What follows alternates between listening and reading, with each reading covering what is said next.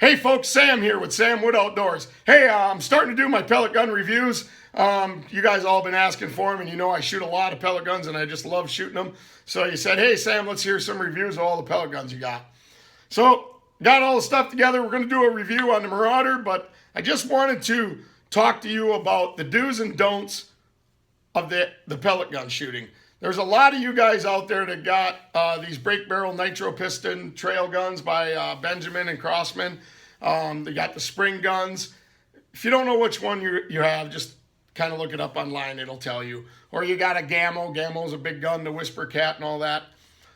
And I get a lot of, hey, this gun's a piece of shit. I can't hold a group with it, blah, blah, blah. And I'm like, man, it's probably not the gun. And it's not you. What it is what you're doing. Or it's the pellets. First of all, let's talk about what you do and how you shoot a pellet gun. I get calls and I talk to guys at the sports shows that say, Sam, I bought that gun. It's a piece of crap. I can't get it to shoot. I even locked it down in my gun vise. I said, oh my God, do not lock these guns down in a gun vise. See this right here? I love shooting this pod here, this steady pod. But that is very hard right here. When you're shooting pellet guns, you want to be on something soft. You don't want to be on something hard. So you want to put a rag down or a coat or shoot off of sandbags. That's great.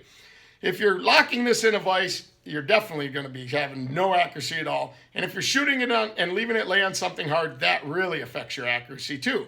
Even when I'm in the woods and I'm squirrel hunting, I always don't lay it on a limb or lean it up next to a tree or anything else like that. I put my hand between the limb and the gun, and that's how I shoot.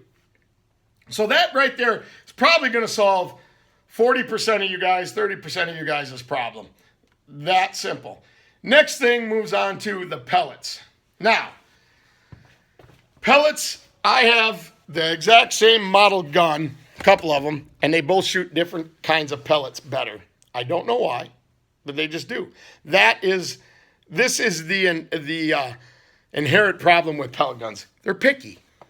So you got to get the right ammo. Now, I know you're thinking, man, this sucks. I'm going to have to go out and buy all these different kinds of pellets and see which one shoots the same and blah, blah, blah. Nope. It's already been solved for you. Straight shooters. Straight shooter, www.straightshooters.com. You can buy these packs right here, and they got all kinds of different pellets in it. You buy them in 177, 20 cal, 22 cal, and 25 cal. 177 costs you 25, 30 bucks. I think 22 is about 30 bucks. But here's what you get. Let me show you in the camera here. You get all these different kinds of pellets to shoot. Different kinds, different weights, different makeups. Got polymer tip, copper coated, alloy pellets, all that stuff. And then right here, this tells you the name of each one. So what you do is you go down the range, 25 yards, and you set up a bunch of targets.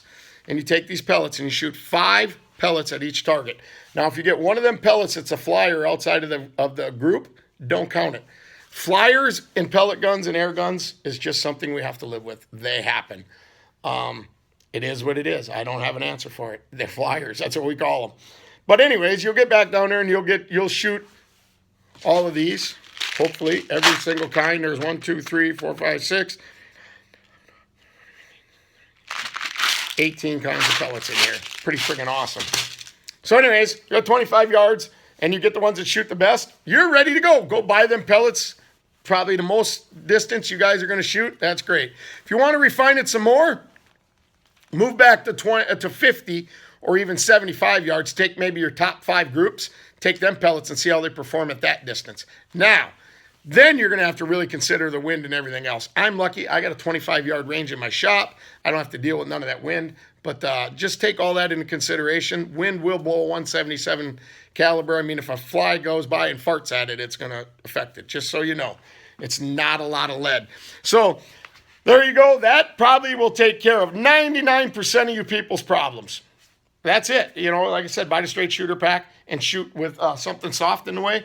And 99% of you are really going to start enjoying shooting your pellet guns.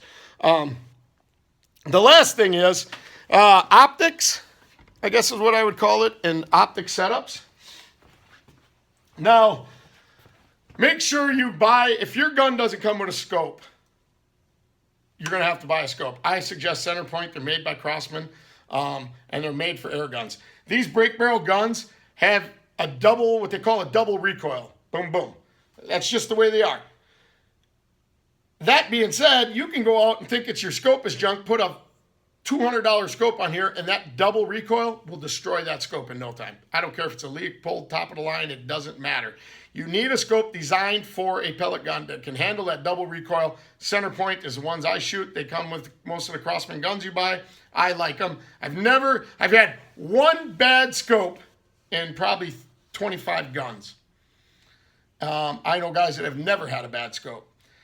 But I have had about 5 of them that the rings were bad. So that's the first thing you change out. After you do all that, if you still ain't holding a group after shooting your straight shooters, putting it in a nice soft shooting position, switch out the rings.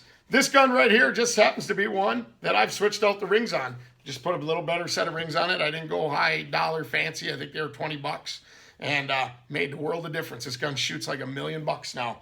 That being said, I got my 177 cal, and it's got the same rings and the same scope that came out of the box. Freaking shoots like $1 million. So that right there, if that all doesn't solve your problem, I would just send the gun back, tell them there's a problem with it, and they'll figure it out. But I'm pretty sure we have solved all your shooting problems right there. So now, let's go out and have some fun.